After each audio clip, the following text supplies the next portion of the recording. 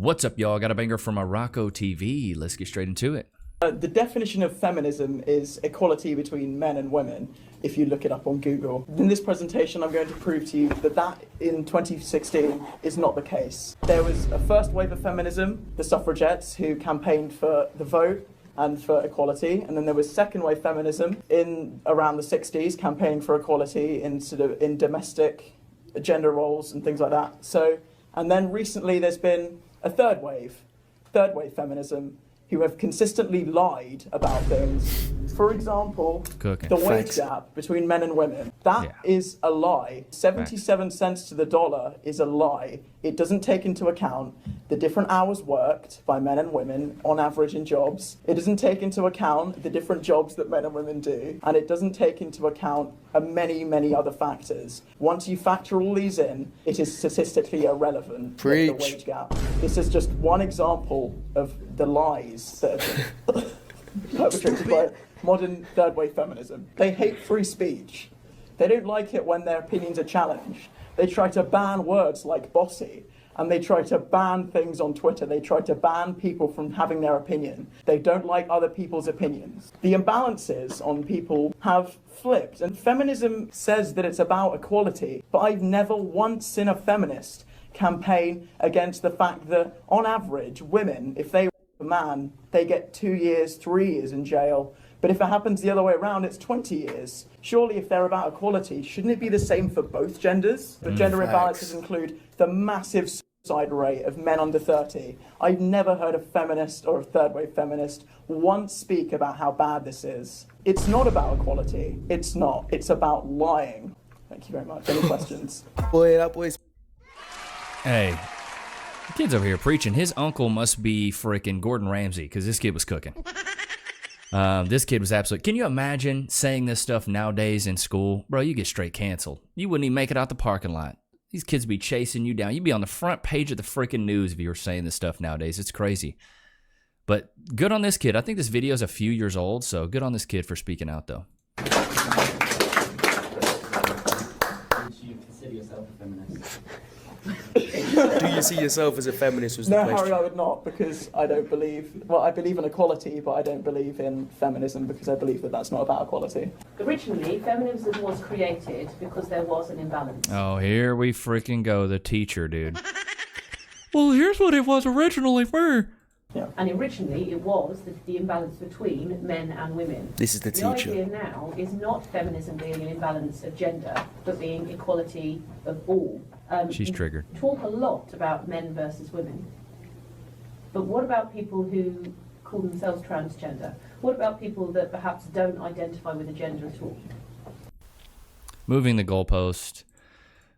This ain't got nothing to do with the topic. He's talking about feminism specifically, and between men and women. He talking about other genders. He didn't bring in any of that stuff. So why is she doing that? In relation to what? How they should be perceived by society. Do they not count in the idea of feminism?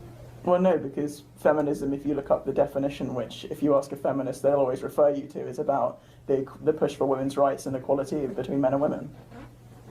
If I call myself a feminist, I wouldn't say that I battle for the rights of women. I would say I battle for the rights of equality.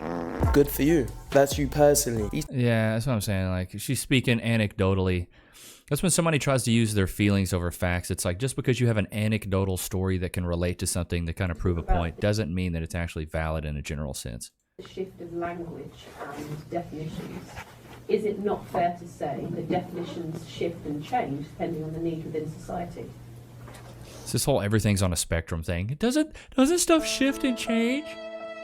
Shift and change. We're not talking about my underwear, honey. It does change. It does shift. But a lot of these societal norms, yeah, they do shift over time. But he's talking about what third wave feminism is now, and I think the kid hit the nail on the head. Chat, let me know if you agree. Well, just because you say you are something doesn't mean that that's what the movement is about. So I could say that I'm a radical jihadist. It doesn't mean that I'm a radical jihadist. Nah, this kid's too good, man. You can say you've got something, but the movement doesn't necessarily She's fighting a losing battle, bro. It's over for her.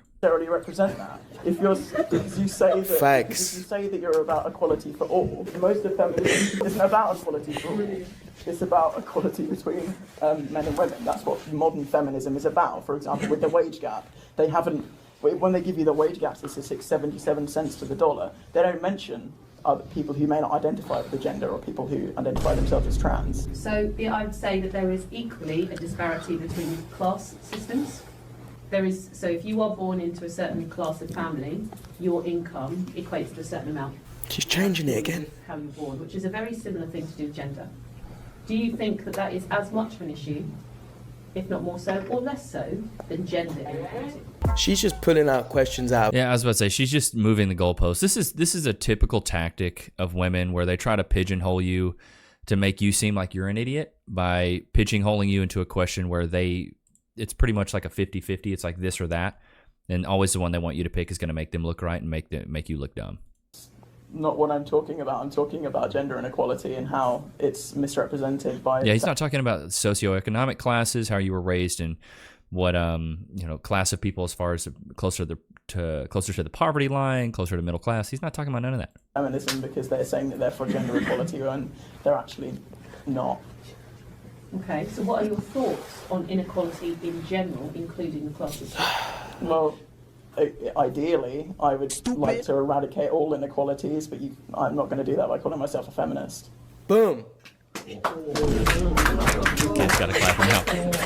I kind of see now why the kid chose to do a presentation on feminism. I mean, I can't blame him. His teacher seems like she's pretty insufferable. Maybe she's a suffragette. I don't know if you guys have ever seen this video. It's a dude that went on college campuses and he started talking about women's suffrage, and he got a bunch of women to sign a petition to say ending women's suffrage, and suffrage is their right to vote. They were absolutely cooked. And it was like at a bigger campus too. It was like an Ivy League campus. It's crazy.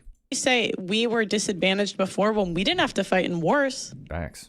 The men were the ones that had to go fight in wars. We'll say my body, my choice all day, but we'll never talk about their body, their choice when they get drafted. Women, the majority of women didn't even want the right to vote because it came with the responsibility of getting drafted. So most girls are like, I'm gonna chill in the kitchen. And I absolutely would chill in the kitchen if that was the same thing today. One of the things that for sure. I mean, hey, Pearl is cooking. I know the dating scene sucks, but so does getting hurt in an accident. Have you ever found yourself involved in a personal injury case? As an image consultant, I meet a lot of clients who are actually recovering from all sorts of injuries, from car accidents to workplace injuries. And I was actually surprised to see how many people lose their personal injury cases, which is why I want to talk about Morgan & Morgan, America's largest injury law firm. They specialize in a wide variety of personal injury cases, and they've won thousands of big cases. And if you do end up working with them, they're going to fight for the money that you deserve. Just recently, Morgan & Morgan solidified verdicts in Florida for $12 million and $26 million in Philly. That's up to 40 times the highest insurance offer. And I'm telling you, your case could be worth millions. And the best part is, it's all free unless you win your case. Now, if you've also been the victim of a personal injury or a serious accident, you can visit www.forthepeople.com/Levi, found in the description below, where you can start your free claim today.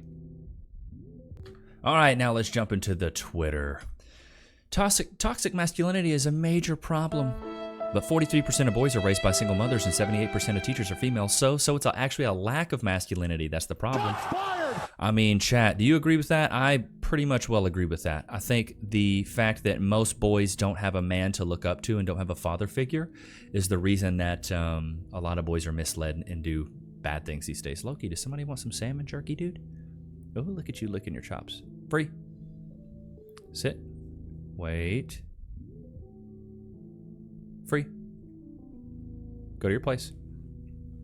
Let's get back into some of these clips. I like guys that are smart. I like guys that I feel like are on the same level as me intellectually, mentally, and those things. But like, for instance, before I even started doing this, so before like 2 years ago, I didn't have an Instagram or anything. Like I had no digital footprint. And there was one guy that I like went on one date with, and he made a comment like, oh, it's really nice you don't have an Instagram because girls that look like you are usually showing off their bodies on Instagram. I ghosted him after that. Like I'm just not into that kind of thinking at all. What did he say? He said, oh, it's nice you don't have an Instagram because usually girls girls are showing off their bodies on Instagram. So a guy wanting a girl who has limited or no social media presence or isn't posting revealing photos, that to you is a Deal breaker. deal breaker. Absolutely. Okay. She's a runner, she's a track star. I love it. And that was then and now. Why do you think men might care about that sort of thing? There's a multitude of reasons, all of which are deal breakers. So he could just have more religious or conservative social values, which I don't, and that's never going to work. He could be insecure. He could be I love it. I love the insecure. I was about to say, come on, they got to throw that one out. territorial. So there's not a single reason I could think of that I would not consider it to be a deal breaker. Why can't modern women understand that being exclusive to a man is like one of the biggest flexes? We want to know that you're exclusive to us. I don't want to know that a guy can get online and hop on Instagram and just see your body for free. And chat, let me know if you agree with this. I think it's so mixed up, and it's a massive double standard that women think it's okay to post their bodies online on Instagram, but it's not okay if a guy goes out and likes said bodies. We can't do that. Like, I can't go like other girls' bikini pictures, but, you know, you can post bikini pictures? What is that? What is that? Like, if you can't tell a girl, hey, make your Instagram private, she doesn't respect you. Especially if you're in a relationship with her and you're in an exclusive relationship, it's just you and her. Like, bro, you got to be able to draw that line in the sand. And any girl that actually appreciates you and respects you will say, hey, you know what? I'm going to make my Instagram private. But, you know, these days it's a lot different.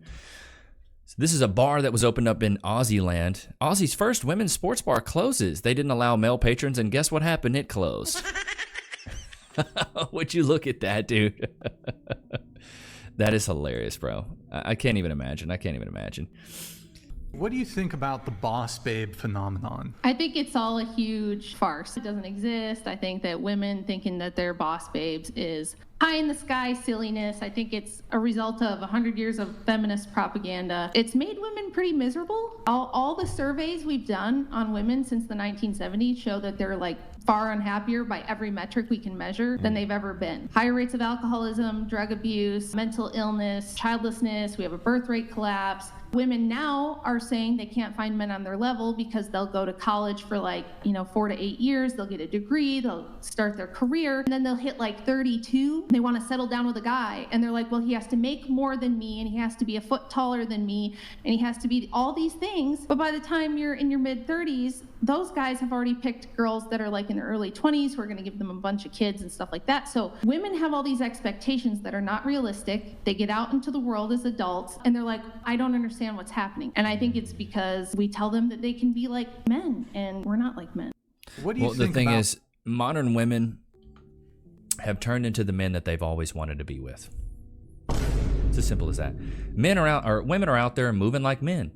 They're career driven, they're job driven. They think that the only thing that matters is how much money they make, the job that they have, the car that they can procure. Like, they really, really care about the socioeconomic status of themselves to say, hey, I'm independent, I don't need a man. Like, being independent from a man is such a flex. But then these same women will go out there in the market and say, I want a man that's taller than me, makes more money than me, he's more confident than me, he's more competent than me, he's better looking than me, he's taller than me, he's stronger than me. But then they don't want to submit to this man. They want to be seen as an equal. I'm sorry, but he's superior to you in every single way, which means in turn you are inferior to him. So I'm just saying, ladies, you should probably lower your standards a little bit. If you want a guy that literally ticks all of those boxes, and if he's good enough for you, he's good enough for a few. Put it on a t-shirt. Should have bought a Honda. Shamananaya. I'm just saying. Sorry, I'm a little under the weather.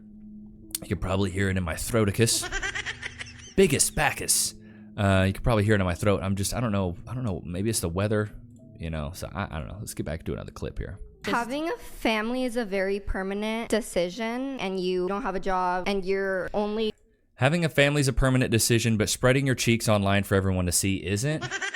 Like, are you kidding me, bro? Come on. Thing in your head is, I need a family. Your priorities are completely out of whack. That is the brainwashing I'm talking about. That's the propaganda that I'm talking about. For all of human history until 50 years ago, people did the way I'm recommending. Everyone had their children at 18, 19, 20, 22 years old. It worked for thousands and thousands of years, and now suddenly you're going to tell me that that doesn't work. No, of course it works. Not Of in this course it economy, works. girl. Yeah, no, my mom is almost 70 years old and she has 12 children. We did grow up and struggle, and my mom still tells us that she preferred that she never had children simply because she made our life Wait, hold on. Your mom told you she preferred to not have you. all of us because That's they heard the life that she big gave us. yikes. No, because the life that she gave us was so bad. She's saying that they have what it takes to care the children they have. If you know that you financially with two people who are not strong enough, no offense, why would you have 12 children?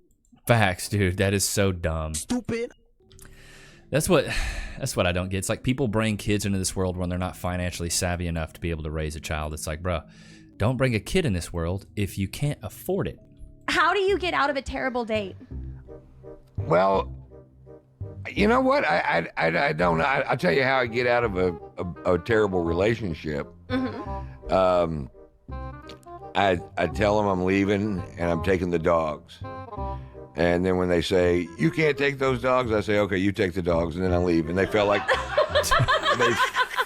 they won something, right? Dude, Ron White is so good. He is so good. Oh my Lord. What's y'all's longest relationships? Never been in a relationship. Oh, ouch. Okay, so Never been in one? Oof. worst. Sorry, bud. So now we know. Worst kisser, worst in bed.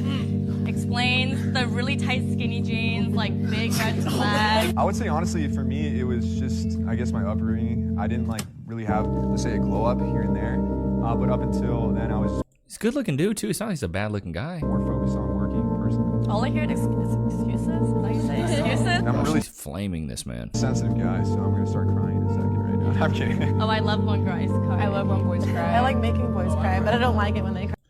Good Lord. Dude, if a girl ever asks you if, you know, what's your longest relationship, bro, you should be able to tell her at least 6 months to a year.